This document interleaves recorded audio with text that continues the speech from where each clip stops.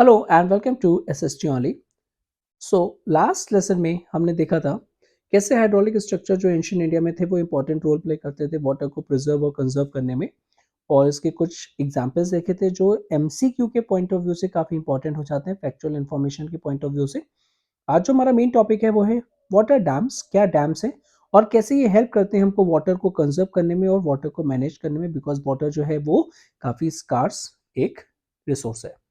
So damn को traditionally build किया जाता था बच्चे यहाँ पे कि जो रिवर के फ्लो को यहाँ पे रोकने के लिए और साथ ही साथ रेन वाटर को हार्वेस्ट करने के लिए।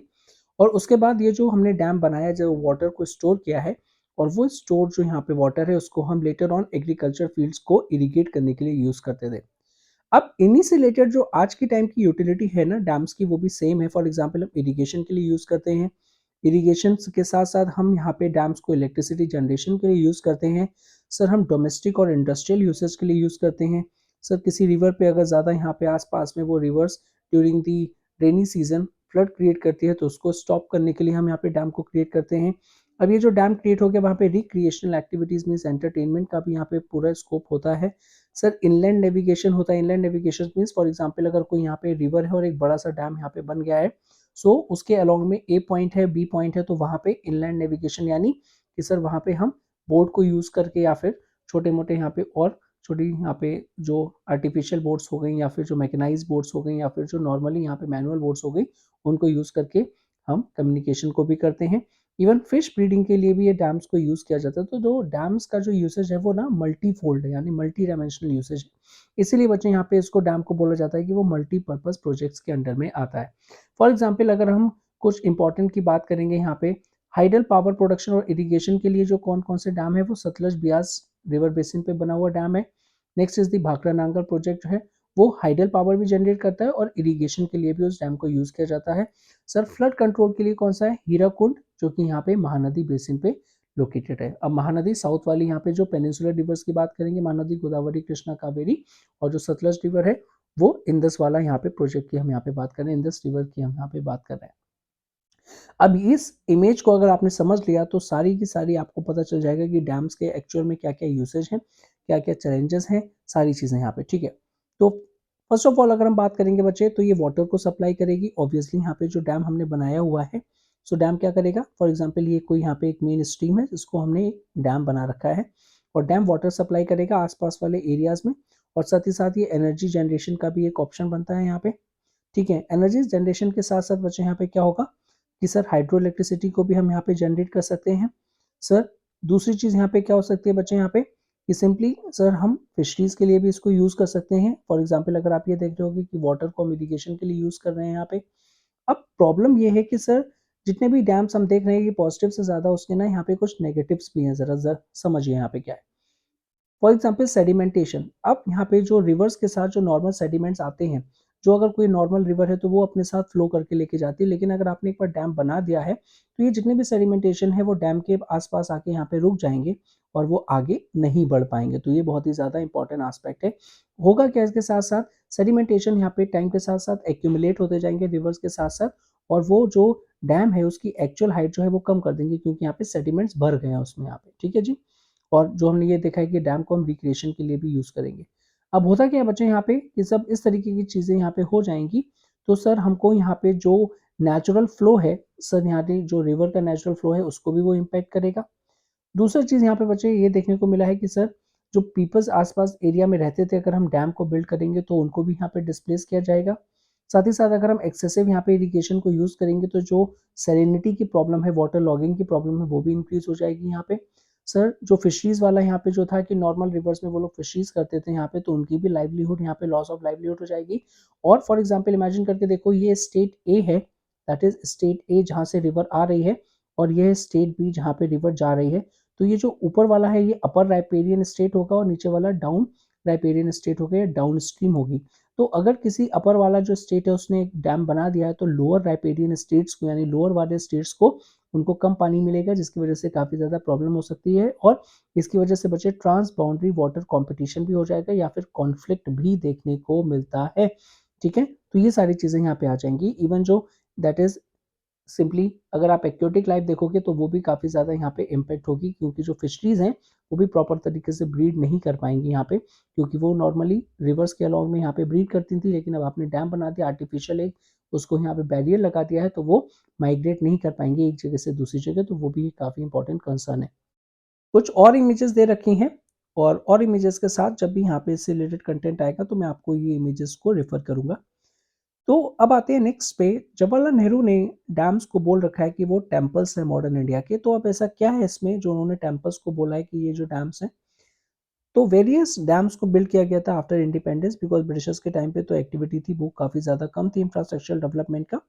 और डैम को ये कंसिडर किया जाता है बच्चे इंटीग्रेटेड वाटर रिसोर्स मैनेजमेंट की, सिर्फ और सिर्फ वाटर को ही मैनेज नहीं करेंगे, उसके साथ हम और चीज़ें भी करेंगे।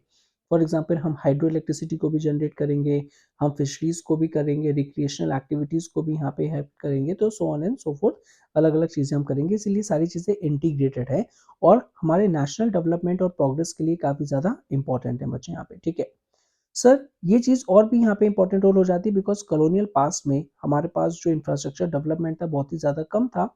इसी की वजह से हमने इस टाइप की इंफ्रास्ट्रक्चर प्रोजेक्ट्स को और लगाया है, सो दैट ये हेल्प करेगा हमारी इकोनॉमी को, हमारी नेशनल डेवलपमेंट को बूस्ट करने में। और क्यों इसको इंटीग्रेट बोला गया बच्चे, क्योंकि ये एग्रीकल्चर को भी हेल्प करेगा, और जब एग्रीकल्चर को हेल्प करेगा उससे रिलेटेड जो रूरल इकोनॉमी है वो यानी विलेज इकोनॉमी है उसको भी यहाँ पे हेल्प करेगा।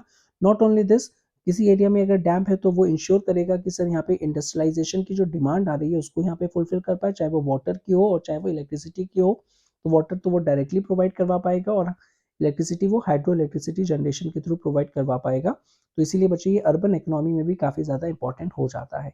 अब क्वेश्चन आता है कि what exactly is a dam. Dam है क्या बच्चे यहाँ पे? कि डैम एक तरीके का बैरियर है जो आप यहाँ पे फ्लोइंग वाटर पे लगाते हो, जिसकी वजह से आप वाटर के यहाँ पे मूवमेंट को ऑब्स्ट्रैक्ट करते हो, वाटर के मूवमेंट को डायरेक्ट करते हो, या फिर उसके फ्लो को यहाँ पे रेगुलेट करते हो। सिंपली बच्चे हम यहाँ पे बोल सकते हैं कि क्या वो एक रिजर्वायर बन जाता है, लेक बन जाती है, या फिर इम्पाउंडमेंट बन जाता है इस ऑब्स्ट्रक्शन या फिर डायरेक्ट और फ्लो को रिटार्ड करने से। तो इस तरीके से जो डैम है बच्चे यहाँ पे वो रिजर्वायर है, कोई एक स्ट्रक्चर नहीं है यहाँ पे। तो हम ये सिंपली बोल सकते हैं। तो ये एमसीक्यूज में आपको असर्शन रीजन में डायरेक्टली पूछ लिया जाता है बच्चे यहाँ पे। A dam is a barrier across flowing water, और रीजन में क्या है, dam refers to the reservoir rather than the structure. तो ये दोनों चीजें इस तरीके से आपसे पूछा जा सकता है, मीन्स अलग अलग तरीके से एमसीक्यूज बन सकते हैं। अब क्वेश्चन आता है कि सर मुझे यहाँ पे इंपॉर्टेंट कैरेक्टरिस्टिक बताइए डैम के, जो कि मैं एग्जामिनेशन में यहाँ पे लिख सकूँ। सबसे पहले बच्चे स्पिलवे, और इसको वियर कहते हैं। तो ये होता क्या है बच्चे यहाँ पे, सर ओवर विच और through which it is intended that the water will flow either intermittently या फिर कॉन्टिन्यूसली, कि टाइम टाइम के साथ जब उसको हमको छोड़ना होगा। यानी कभी आपने सुना होगा कि सर जब रिवर का ज़्यादा फ्लो हो जाता है तो पानी छोड़ा जाता है, तो ये उस टाइप के एक तरीके से गेट है। गेट ओपन करके क्लोज करके वाटर को आप रेगुलेट करते हो, या तो वो कॉन्टिन्यूसली करोगे या फिर कुछ टाइम टाइम के बाद करोगे। आइए ज़रा इसको इमेज में लोकेट करने की कोशिश करते हैं कि हम किस एरिया की बात कर रहे थे। तो बच्चे जैसे आप देख रहे होंगे कि मैंने यहाँ पे इसको अंडरलाइन कर रखा है, स्पिलवे जिसको हम फ्लिप फ्लिप्स भी बोलते हैं। तो आइदर वो कॉन्टिन्यूसली यहाँ पे आप रोटेट करोगे, या फिर सिंपली टाइम टू टाइम उसको रेगुलेट करोगे, जिसकी वजह से आप वाटर को यहाँ पे फ्लो को तीनों चीज़ें कर सकते हो, ऑब्स्ट्रक्ट कर सकते हो, डायरेक्ट कर सकते हो, या फिर रेगुलेट कर सकते हो। तो इस तरीके से यहाँ पे स्पिलवे होते हैं, एक तरीके से गेटवेज होते हैं जो कि डैम के लिए यहाँ पे बनाए जाते हैं। अब क्लासिफिकेशन अगर हम डैम की बात करेंगे तो डैम को हम डिफरेंट डिफरेंट तरीके से क्लासिफाई कर सकते हैं। सबसे पहले हम स्ट्रक्चर की बात करेंगे कि किस टाइप के स्ट्रक्चर को हमने बिल्ड किया है, उसका पर्पस क्या है, कि फ्लड को रोकने के लिए बनाया है हमने, या फिर हमने हाइड्रो इलेक्ट्रिसिटी को जनरेट करने के लिए बनाया, या फिर इरिगेशन के लिए बनाया है, और उसकी हाइट। तो इसके बेसिस पे हम क्लासीफाई कर सकते हैं यहाँ पे। अगर हम स्ट्रक्चर और मटेरियल को यूज करके यहाँ पे अगर क्लासिफिकेशन करेंगे तो टिम्बर के डैम हो सकते हैं, लकड़ी वाले डैम हो सकते हैं, एम्बार्कमेंट डैम हो सकते हैं कि जहाँ पे हम वाटर को रोकते हैं, मेसनरी डैम हो सकते हैं बच्चे। तो ये कुछ और टाइप्स हैं यहाँ पे। अगर हम इसको हाइट के बेसिस पे क्लासिफाई करेंगे तो बड़े बड़े डैम्स हो सकते हैं, मेजर डैम्स हो सकते हैं, सर कुछ लो डैम्स भी होंगे, सर मीडियम हाइट के डैम्स भी होंगे, या फिर हाई डैम्स भी होंगे। जिसकी रिक्वायरमेंट होगी उसको यहाँ पे बच्चे हम ये सारी चीज़ें बोल सकते हैं। तो अगेन अगर मैं आपको यहाँ पे इसको रेफर करना चाहूँ कि एक इमेज को, सो दैट आपको यहाँ पे कुछ आइडिया लग जाए, तो इस टाइप के आप देख रहे हो कि ये एम्बार्कमेंट डैम है, सर ये बटरेस डैम है, ये कुछ आर्च डैम है, यहाँ पे बच्चे ये ग्रेविटी डैम है, और ये जैसे आप देख रहे हो कि टिम्बर या फिर बैम्बू डैम है। तो अकॉर्डिंग टू द रिक्वायरमेंट, जिस तरीके की यहाँ पे रिक्वायरमेंट है उस तरीके के हम डैम यहाँ पे कंस्ट्रक्ट करते हैं। तो बस आपको ये पता होना चाहिए कि जो हम डैम है वो डिफरेंट डिफरेंट तरीके से कैटेगराइज कर सकते हैं यहाँ पे स्ट्रक्चर या फिर मटेरियल को यूज़ करके या फिर on the basis of their height. अब जितने भी इसके पॉजिटिव्स हैं उससे ज़्यादा इसके नेगेटिव हैं, इसीलिए इसको काफ़ी क्रिटिसाइज़ किया जाता है कि सर यहाँ पे जो नेहरू जी बोल रहे हैं कि जो डैम है वो एक टेम्पल है मॉडर्न इंडिया के, लेकिन इसका जो क्रिटिसिज्म होता है बच्चे वो काफ़ी ज़्यादा है यहाँ पे कि जो मल्टीपर्पज़ प्रोजेक्ट है उसका काफ़ी ज़्यादा क्रिटिसाइज़ किया जाता है लार्ज डैम्स का। क्यों? क्योंकि ये क्या कर देता है कि सर ये ऑल्टर कर देता है नेचुरल फ्लो। जैसे मैंने अभी आपको बताया कोई एक रिवर यहाँ पे ए सोर्स से स्टार्ट होती है और उसका जो नेचुरल फ्लो है वो इस तरीके का है यहाँ पे, ठीक है ना? अब नेचुरल फ्लो के थ्रू ही जितनी भी पूरी रिवर्स हैं यहाँ पे सर वो जितने भी उसके साथ में स्टेट्स पड़ते जाते हैं उनके थ्रू फॉलो करता जाएगा। लेकिन अगर किसी स्टेट ने एक डैम बना दिया तो वो क्या कर दिया सर उसके फ्लो को ऑब्स्ट्रक्ट कर दिया, तो सर नेचुरल फ्लो क्या हो जाएगा बच्चे यहाँ पे सर ऑल्टर्ड हो जाएगा, जिसकी वजह से रेगुलेट करोगे आप यहाँ पे या फिर उसको डैम बनाओगे तो जो नेचुरल फ्लो है वो रुक जाएगा, जिसकी वजह से जो सेडिमेंट है, सेडिमेंट्स में जो फाइन फाइन सेडिमेंट्स मैंने आपको बताया था जो कि सॉइल की फर्टिलिटी के लिए काफ़ी इंपॉर्टेंट होता है, वो सारी रुक जाएगी। अब नॉट ओनली दिस रुक जाएगी सर, जिस एरिया में रुकेगी सर वहाँ पे क्या होगा बहुत ही ज़्यादा सेडिमेंटेशन हो जाएगा और बिल्कुल नीचे वाला जो दूसरा एरिया होगा उसमें बिल्कुल भी नहीं पहुँचेगा। तो जिस एरिया में रिजर्वायर है जिस उसकी वजह से एक्सेसिव सेडिमेंट हो जाता है बच्चे टाइम के साथ साथ यहाँ पे। अब जब ये सारी चीज़ें हो जाएंगी तो आपको पता है कि फॉर एग्जांपल अगर किसी में यहाँ पे ज़्यादा पत्थर आ गए तो किसी भी एरिया की यहाँ पे अगर कोई फॉर एग्जांपल एक बॉक्स आप लेते हो उसमें खूब सारे पत्थर डाल देते हो तो जो वाटर स्टोरेज कैपेसिटी है वो क्या हो जाएगी कम हो जाएगी। सेम चीज़ यहाँ पे भी वैसे ही हो रही है बच्चे यहाँ पे rockier stream beds and degraded habitats for the aquatic life.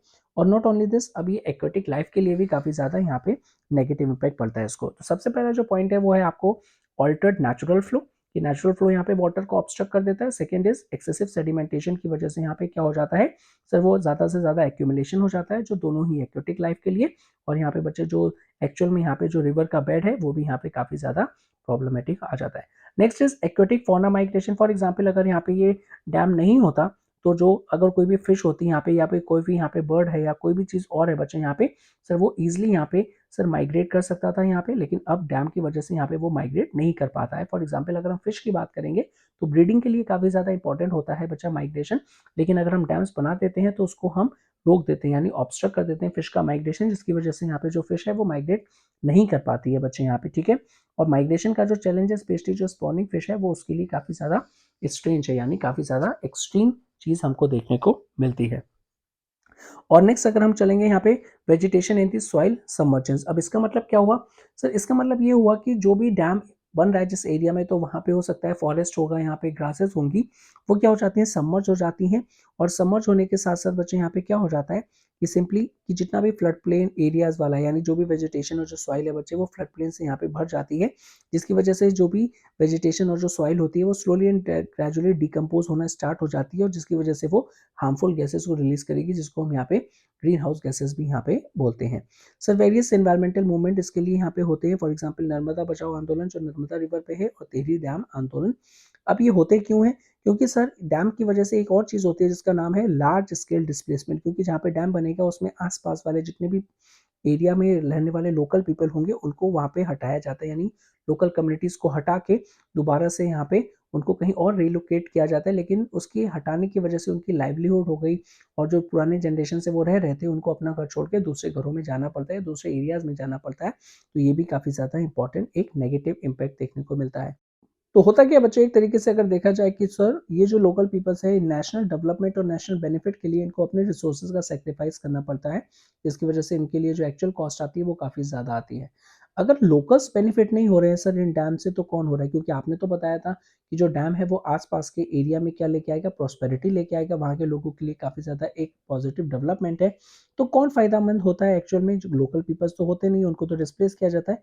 Actual में जिनके पास ज़्यादा क्वांटिटी में लैंड होती है, लैंड ओनर्स, वो ज़्यादा बेनिफिट होते हैं। सर लार्ज फार्मर्स जो कि अपनी एग्रीकल्चर फील्ड को प्रॉपर तरीके से इरिगेट कर सकते हैं, आसपास वाले इंडस्ट्रियलिस्ट जिनको uninterrupted water supply plus hydro electricity यहाँ पे मिलेगी, और फ्यू अर्बन सेंटर्स जिनको यहाँ पे फ्रेश वाटर की सप्लाई मिलेगी और अच्छे वाटर की सप्लाई मिलेगी, तो ये पीपल्स बेनिफिटेड है। इन कंट्रास्ट की जो लोकल पीपल्स है उनको काफ़ी ज़्यादा यहाँ पे नेगेटिव इम्पैक्ट देखने को मिलता है। अब बच्चे सरदार सरोवर यहाँ पे नर्मदा प्रोजेक्ट के बारे में आपको मेंशन किया गया है। सो नर्मदा आपको यहाँ पे पता होना चाहिए कहाँ पे ये लोकेट करती है यहाँ पे सारी चीज़ें। सो नर्मदा रिवर आप ये देख सकते हो कि गुजरात वाले एरियाज़ में आपको यहाँ पे ये देखने को मिलती है। सो सर ये जो यहाँ पे अगर हम सरदार सरोवर प्रोजेक्ट की बात करेंगे तो ये किस रिवर पे बिल्ट है, तो ये नर्मदा रिवर जो कि गुजरात में लोकेटेड है वहाँ पे बिल्ट है। अब कौन-कौन से 4 स्टेट्स आ जाते हैं बच्चे यहाँ पे? सर महाराष्ट्र, मध्य प्रदेश, गुजरात और राजस्थान, ये 4 स्टेट्स यहाँ पे इस सरदार सरोवर प्रोजेक्ट में कवर होते हैं। अगर हम यहाँ पे बात करेंगे एक्चुअल में इसकी यूटिलिटी क्या थी बच्चे यहाँ पे, तो इस यहाँ पे जो प्रोजेक्ट को बनाया गया था ताकि यहाँ पे जो वाटर है स्पेशली ड्रॉट प्रोन एरियाज में जहाँ पे सूखा पड़ने के चांसेस काफ़ी ज़्यादा और डेजर्ट एरियाज में इनको प्रोवाइड किया जाता है। फॉर एग्जांपल गुजरात के 9490 विलेजेस में और फाइनली 173 टाउन्स में यहाँ पे वाटर्स को प्रोवाइड किया जाता है और राजस्थान में ये 124 विलेजेस में यहाँ पे इसको प्रोवाइड किया जाता है। तो ये सरदार सरोवर प्रोजेक्ट है और मैंने जो आपको एक माइंड मैप के थ्रू यहाँ पे बता दिया। अगर आप इतना भी यहाँ पे लिख देते हो तो 110% आपको फुल मार्क्स मिलेंगे। अब क्वेश्चन आता है बच्चे यहाँ पे effect of the irrigation and the water management. जरा समझिए यहाँ पे कि सर अगर आपने डैम के थ्रू एक्सेसिव इरिगेशन प्रोवाइड करवाने की फैसिलिटीज को फार्मर्स को प्रोवाइड करवा दिया है तो इसका इम्पैक्ट क्या पड़ेगा। समझिए सबसे पहले तो बच्चे यहाँ पे सर क्रॉपिंग पैटर्न चेंज हो जाते हैं। सर नॉर्मली यहाँ पे जो सॉइल है और जिस जो एरिया में हम यहाँ पे एग्रीकल्चर करने चाह रहे हैं तो वहाँ की लोकल एरिया को हमें सर नॉलेज में रख के हमको कोई भी क्रॉपिंग करनी पड़ती है, यानी कोई भी एग्रीकल्चर करना पड़ता है। लेकिन अगर आपके पास अनइंटरप्टेड इरिगेशन की फैसिलिटीज़ हैं तो आप क्या करोगे, क्रॉपिंग पैटर्न में चेंजेस देखने को मिलते हैं बच्चे यहाँ पे कि अगर आपके पास इरिगेशन की फैसिलिटीज ईजी अवेलेबल है तो आप वाटर इंटेंसिव क्रॉप लगाते हो। क्यों? क्योंकि आपको पता है कि इरिगेशन ईजिली अवेलेबल है, यानी वाटर की अवेलेबिलिटी ईजिली है और इसीलिए आप यहाँ पे ऐसी क्रॉप लगाना चाहते हो जिसका मार्केट वैल्यू काफ़ी ज़्यादा होगा। फॉर एग्जाम्पल अगर हम पंजाब हरियाणा की बात करें, सो पंजाब एंड हरियाणा ओरिजिनली यहाँ पे ये राइस प्रोड्यूसिंग स्टेट्स नहीं है, फिर भी ये राइस प्रोड्यूस करते हैं क्योंकि इनके लिए यहाँ पे क्या है कि वाटर की जो अवेलेबिलिटी है वो काफ़ी ज़्यादा ईजी है यहाँ पे। अब होगा क्या सर, आप उन एरियाज में वो क्रॉप लगाओगे जो उस एरिया के लिए कंड्यूसिव नहीं है तो सर उसका इकोलॉजिकल कॉन्सिक्वेंसेस काफ़ी ज़्यादा होता है। सॉइल सेलेनाइजेशन हो जाता है बच्चे क्योंकि आप एक्सेसिव इरिगेशन को यूज़ करते हो। मैं आपको इसको सिंपल में बताने की कोशिश करता हूँ। फॉर एग्जाम्पल मेरी पंजाब और हरियाणा में एक ज़मीन है और वहाँ पे मैं राइस लगा रहा हूँ। क्या लगा रहा हूँ? राइस। और 1 केजी ऑफ राइस के लिए हमें मुझे 3 टू 4000 लीटर्स ऑफ वाटर की रिक्वायरमेंट होती है, मिनिमम बता रहा हूँ यहाँ पे। ठीक है। अब क्या हो रहा है बच्चे यहाँ पे, सर राइस जहाँ पे मैं लगा रहा हूँ वो उसकी ओरिजिनल एरिया नहीं है जहाँ पे लगना चाहिए, लेकिन फिर भी मैं इरिगेशन की हेल्प से राइस को यहाँ पे प्रोड्यूस कर रहा हूँ। तो जितना भी ये जितना thousands of litre, lakhs thousands of litre water की यूज हो रहा है तो जो वाटर है उसके साथ सिर्फ वाटर थोड़ी ना आएगा सर, डिजॉल्व सॉल्ट्स भी आएंगे डेफिनेटली। तो अगर अगर मैं ज़्यादा यहाँ पे इरिगेशन कर रहा हूँ तो ज़्यादा वाटर आ रहा है और ज़्यादा वाटर के साथ ज़्यादा डिजॉल्व सॉल्ट भी आ रहा है। अब यहाँ पे बच्चे वाटर तो आ रहा है सर, वाटर के साथ सॉल्ट भी आया है और वाटर क्या होगा सर, टाइम के साथ इवेपोरेट हो जाएगा, इवेपोरेट हो जाएगा उसके बाद रह क्या जाएगा सर, वो सॉल्ट कंटेंट जो बहुत ही एक डिजॉल्व सॉल्ट कंटेंट है बट फाइन पार्टिकल्स है। अब ये डिसॉल्व सॉल्ट्स होगा क्या सर, ये पे जो सॉइल की जो पोर्स होते हैं छोटे छोटे उसमें जाके भर जाएगा और भरने के बाद क्या हो जाएगा, उसको यहाँ पे सर सेलेनाइज कर देगा। सेलेनाइज इन द सेंस कि सर एक टाइम पे ये आ जाएगा कि सर जो वाटर है वो अब अंदर ही नहीं जा पाएगा अगर आप यहाँ पे बात करोगे, क्योंकि जितनी भी सॉइल है उनके पोर्स भर चुके थे और लॉन्ग टाइम में ये लैंड को डिग्रेड कर देगा जिसकी वजह से नेगेटिव इम्पैक्ट पड़ेगा आपको यहाँ पे। सर अब इसका एक सोशल कॉन्सिक्वेंसेस भी है बच्चे यहाँ पे कि सर जो यहाँ पे एक गैप क्रिएट कर देगा रिच लैंड ओनर्स और दी लैंडलेस पुअर्स।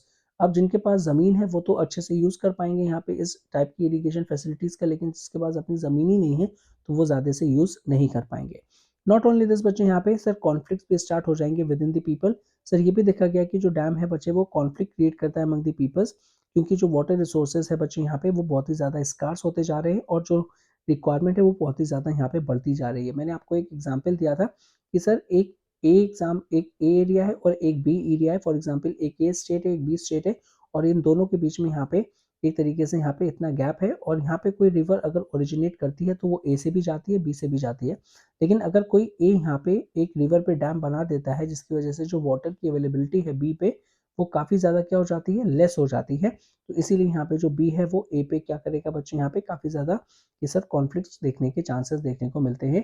फॉर एग्जाम्पल अगर हम साबरमती बेसिन की अगर बात करेंगे बच्चे तो काफ़ी ज़्यादा एजिटेशन देखने को मिलता है, रैलियर सिचुएशन देखने को मिलती है स्पेशली गुजरात में, क्योंकि सर यहाँ पे जब ड्रॉट वाला टाइम होता है ड्यूरिंग दी ड्रॉट्स, जो वाटर है वो अर्बन एरियाज को सप्लाई किया जाता है ना कि रूरल एरियाज को सप्लाई किया जाता है।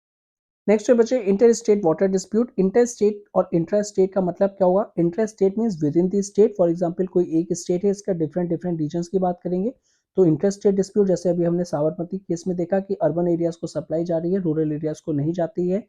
इंटर स्टेट मीन्स जहाँ पे 2 स्टेट्स इन्वॉल्व हो जाएँगे, जो अभी हमने एग्ज़ाम्पल देखा था कि सर 2 स्टेट्स हैं और ऐसी कंडीशन में एक कोई रिवर है, वो कॉमन रिवर है और वो फ्लो करती है और ऐसे में सर अगर कोई डैम बनता है, तो सर यहाँ पे उसकी शेयरिंग से रिलेटेड, यहाँ पे कॉस्ट से रिलेटेड कॉन्फ्लिक्ट्स आ जाते हैं कि भैया आपको ज़्यादा बेनिफिट मिल रहा है तो आप ज़्यादा पे करोगे, मुझे कम बेनिफिट मिल रहा है तो मैं कम पे करूँगा, या फिर मैं कम यूज़ कर रहा हूँ तो मैं कम पे करूँगा, दैट टाइप ऑफ थिंग्स। और ये जो बेनिफिट्स हैं बच्चे यहाँ पे मल्टीपर्पज़ प्रोजेक्ट के डिफरेंट यहाँ पे स्टेट्स के लिए डिफरेंट होते हैं यहाँ पे। फॉर एग्जाम्पल जो इंटर स्टेट वाटर डिस्प्यूट है वो एक फेमस डिस्प्यूट है जो कि कृष्णा गोदावरी डिस्प्यूट है। अब क्वेश्चन क्या आ रहा है यहाँ पे, सर कर्नाटका और आंध्र प्रदेश गवर्नमेंट यहाँ पे क्वेश्चन को रेज कर रहे हैं। अब ये क्वेश्चन आ रहा है कि रीजन क्या है यहाँ पे बच्चे, कि सर ये बोला जा रहा है कि सर जो कोयना है यहाँ पे, sir more water at Koyna by Maharashtra government, वो अपने मल्टीपर्पज प्रोजेक्ट के लिए काफी ज्यादा यूज कर रही है। इसीलिए जो कर्नाटका और जो आंध्र प्रदेश गवर्नमेंट है वो इस पे क्या कर रही है, इशू रेज कर रही है। और ये कौन सा डिस्प्यूट है, कृष्णा गोदावरी डिस्प्यूट है यहाँ पे। तो ये चीज आपको पता होनी चाहिए। अब प्रॉब्लम आ रहा है कि सर ऐसी कंडीशन में होता क्या है इंटर स्टेट डिस्प्यूट्स में, प्रॉब्लम ये होती है कि जो डाउन स्ट्रीम है, जैसे मैंने आपको बताया कि ए स्टेट है, ए स्टेट से कोई रिवर स्टार्ट हुई है तो वो अप स्ट्रीम होगा, और सर बी स्टेट जहाँ पे रिवर जा रही है वो डाउन स्ट्रीम होगा। तो अगर कोई ए रिवर जो अप स्ट्रीम है उसने कोई डैम बना लिया जिसकी वजह से सर जो फ्लो है वो रुक जाता है, तो जो डाउन स्ट्रीम है वहाँ पे पानी कम रह जाता है, जिसकी वजह से जो डाउन स्ट्रीम के जो स्टेट्स हैं उनके एग्रीकल्चर और इंडस्ट्री पे एडवर्स कॉन्सिक्वेंसेस हो सकते हैं। अब वेरियस और इश्यूज भी हैं जो कि डैम प्रोजेक्ट से रिलेटेड हैं बच्चे यहाँ पे, कि सर एक्चुअल में जो डैम बनाया गया था जिस पर्पस को फुलफिल करने के लिए, वो फुलफिल ही नहीं हो पाता है। मीन्स फ्लड को कंट्रोल करने के लिए बनाया था, लेकिन सर प्रॉब्लम कभी कभी ये भी आ जाती है कि एक्सेसिव सेडिमेंटेशन होने की वजह से, फॉर एग्जाम्पल अगर ये मैंने डैम बनाया और इसकी जो कैपेसिटी है वो 100 लीटर्स की है, ठीक है, 100 लीटर्स हाइट की, मैंने 10 मीटर्स का बनाया, तो टाइम के साथ साथ यहाँ पे सेडिमेंट्स डिपॉजिट होते जाएंगे जो रिवर्स के साथ यहाँ पे आएंगे, और इसकी जो एक्चुअल हाइट है, कहने को तो 10 है लेकिन अब इसकी जो एक्चुअल हाइट रह गई है वो सिर्फ और सिर्फ 6 मीटर रह गई है, तो उसका जो वाटर होल्डिंग कैपेसिटी है वो कम हो गई है। तो ऐसे में अगर ज़्यादा पानी भर जाएगा ड्यूरिंग द रेनी सीजन, तो जिसकी वजह से कभी कभी बांध टूट भी जाता है, जैसे ये बोलने को हमको देखने को मिलता है, तो उसकी वजह से जो फ्लड कंट्रोल करने के लिए बनाया गया था, लेकिन ये फ्लड और ले आता है आसपास के एरियाज में। सो ये इनइफेक्टिव है फ्लड कंट्रोल में, कि लार्ज डैम कभी कभी अनसक्सेसफुल हो जाते हैं कि बड़े बड़े फ्लड्स को यहाँ पे कंट्रोल करने के लिए, जब ज़्यादा से ज़्यादा रेनफॉल हो जाती है। और ऐसा इंसिडेंट 2006 महाराष्ट्र में हुआ था, जिसकी वजह से गुजरात वाले एरिया में फ्लड आ गया था। सर फ्लड के कॉन्सिक्वेंसेस क्या होंगे, कि अगर एक बार फ्लड आ गया बच्चे, तो काफ़ी ज़्यादा लार्ज स्केल क्वांटिटी में जो लाइफ है वो यहाँ पे डिवास्टेट हो जाती है। सर ये लाइफ दोनों ह्यूमन लाइफ भी होती है और एनिमल लाइफ भी होती है। साथ ही साथ प्रॉपर्टी का भी डिस्ट्रक्शन होता है, और जो सॉइल है उसका अपर पोर्शन इरोज हो जाता है, जिसको हम सॉइल इरोजन के नाम से जानते हैं। Next is consequences of sedimentation. जैसे मैंने आपको बताया बच्चे, सेडिमेंटेशन का एग्जाम्पल दिया, तो हो क्या रहा है कि सर जो नेचुरल रिवर का फ्लो था उसको हमने ऑब्स्ट्रक्ट कर दिया डैम की वजह से, तो एक एरिया में तो सेडिमेंटेशन बहुत ज़्यादा हो जा रहा है और बाकी के एरिया में यहाँ पे सेडिमेंटेशन की डिप्राइवेशन हो जा रहा है। अब ये सेडिमेंटेशन करता क्या है सर, ये नेचुरल फर्टिलाइजर की तरह एक्ट करता है, लेकिन अगर आप ऑब्स्ट्रक्ट कर दोगे इसको, तो सर नॉर्मली यहाँ पे जो डाउन स्ट्रीम वाला एरियाज है वहाँ पे प्रॉपर सेडिमेंटेशन पहुँच के उस सॉइल को यहाँ पे क्या नहीं करेगा, नेचुरल फर्टिलाइज नहीं करेगा, जिसकी वजह से लॉन्ग रन में जो लैंड है वो डिग्रेड हो जाएगी और जो सॉइल है वो अनफिट हो जाएगी फॉर दी एग्रीकल्चर। तो मल्टीपर्पज प्रोजेक्ट का नॉट ओनली दिस, एक और भी यहाँ पे इम्पैक्ट होता है बच्चे, कि कभी कभी इतना ज़्यादा इम्पैक्ट पड़ जाता है कि इतना ज़्यादा यहाँ पे प्रेशर पड़ जाता है सर, वो अर्थक्वेक को भी कॉज कर देता है।